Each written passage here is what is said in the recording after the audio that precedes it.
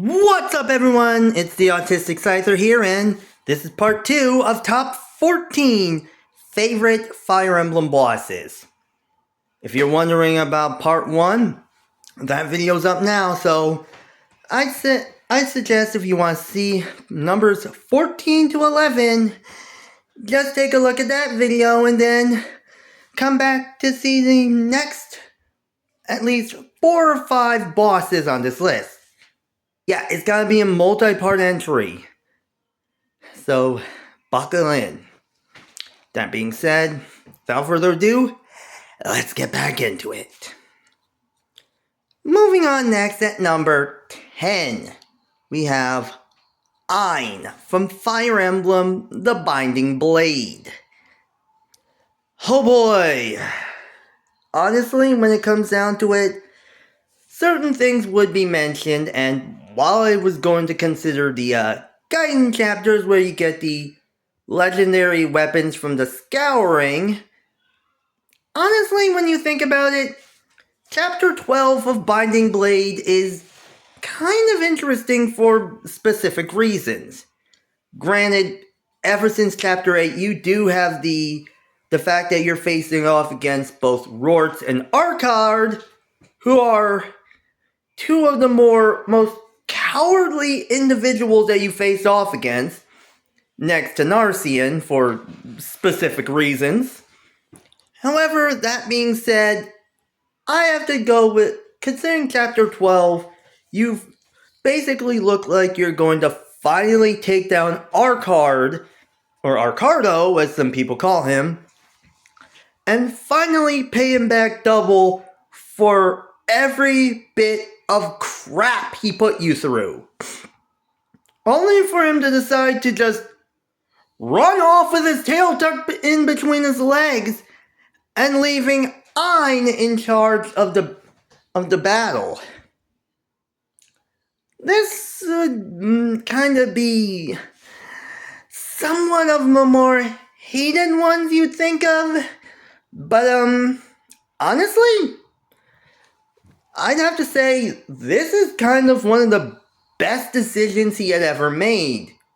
Because for those that don't already know, Ein is a Monarchite. He's the first Monarchite you ever face off against. And these guys are tough.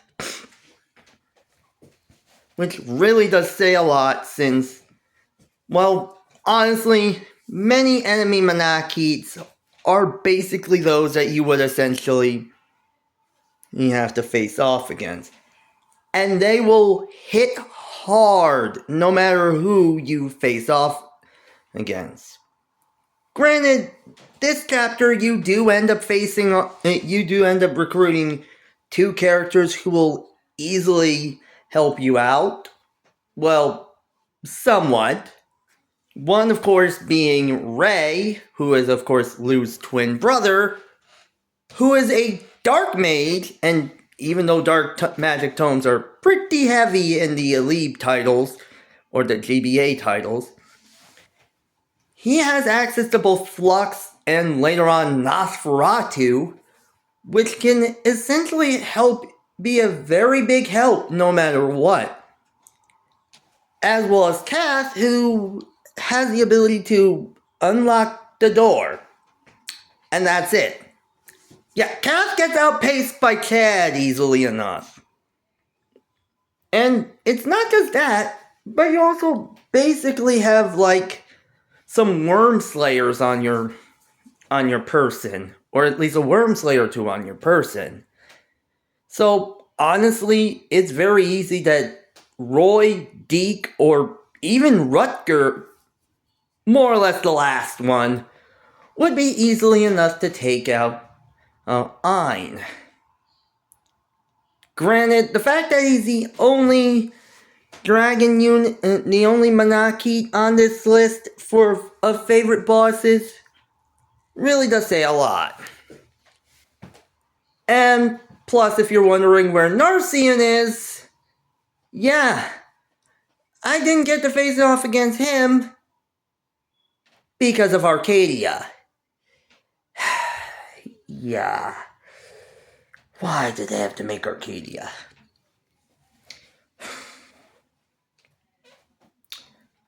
Moving on next at number 9, we have Gil from Fire Emblem Shadow Dragon. Speaking of individuals that you get to take the fight to after all the crap they put you through, we have Gil, the King of Gra.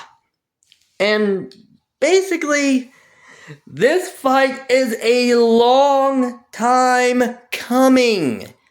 And this is because, in terms of it, it was Gil who basically was the one that got things started by attacking Altea and killing Marth's father, King Cornelius. Not only that, but it was basically his forces that basically more or less killed off Fry if you use him as a decoy to lead him away from Marth's scent. Well, unless you're me and you decide to do the exact same thing, but with Jagan. Because who really needs Jagan? Yeah, I'm gonna get a lot of Fire Emblem fans or Mecha coming after me because of this. Anyway, I digress. Basically, this leads you again to Chapter 12, Land of Sorrow. Oh boy. Which, after you're finally getting a chance and basically growing your units in and out, you finally corner Gil in a fortress where he has a chance to hide himself, where he basically hides himself in the inner parts of the fortress in order to send out reinforcements towards you to face off against you. Only to reveal that he gets Pegasus Knights from Macedon. 2 of which are the main 2 White Wings of the group, Pala and Katria, who don't attack you, but they just head to Mars in order to recruit themselves to your cause. Even with that, while he's still pretty powerful, he's an armored general, which means he is officially weak to hammers. And if you don't have a solid axe unit, you got a hammer around. So basically, a unit like Board, Cord, Barst, Daros, or even the legend that is Minerva can essentially take this guy down. Especially Minerva, because in Shadow Dragon, and we're talking the remake, not the original, here, she has access to her signature weapon, the Haute Claire. Yeah, she going to wreck shop with this guy. Oh man. Granted, that being said, kind of to say a lot once you realize that in the following game, you do eventually end up facing off against Sheena, against his daughter Sheena, and you get to recruit her. But, in all fairness, we'll get to New Mystery of the Emblem very soon. Oh, don't you worry about that. Oh, don't worry. Moving on next to number 8, we have Lifis from Fire Emblem Thracia 776. Oh boy! When it comes to... Yeah. Considering how Genealogy of the Holy War is known for their long maps / chapters, yeah. You would think Thracia 776 would be much easier since they shorten them. Well, the maps in the chapters are a little shorter, but it is one of the most excruciatingly hard Fire Emblem games ever. Seriously, take it from me, I am struggling. But that being said, they have a lot of characters that you do end up facing off against. And many of which are recruitable in guidance chapters. Hello Salem, nice to see you. That being said, I have to point this out with Chapter 2X, the first guidance chapter you face off against. And naturally, this is in an effort to rescue Princess Safi. You land on an island hideout of thieves. Naturally, you have to fight through that hideout in order to get to Lithis. Problem is, you really can't see 5 feet in front of your face. So, you either have to find a torch to light yourself up, to light up the way, or just feel your way through it. And honestly, easier said than done. That being said, even further, you have equal amount of problems. Granted, this is your first time you basically discover that in order to defeat a character about capturing units, and basically this is easy because the only way to defeat Lithis is to capture him. And you just gotta capture him and hold him, and so Leaf can seize the throne. And the only one that can do it is Finn, so yeah. Plus, it's also the first area you find Shiva, who you can't attack. Because if you do, you lose out on recruiting him. Yeah, really does say a lot. But it's fun no matter what, so yeah. That's all I gotta say.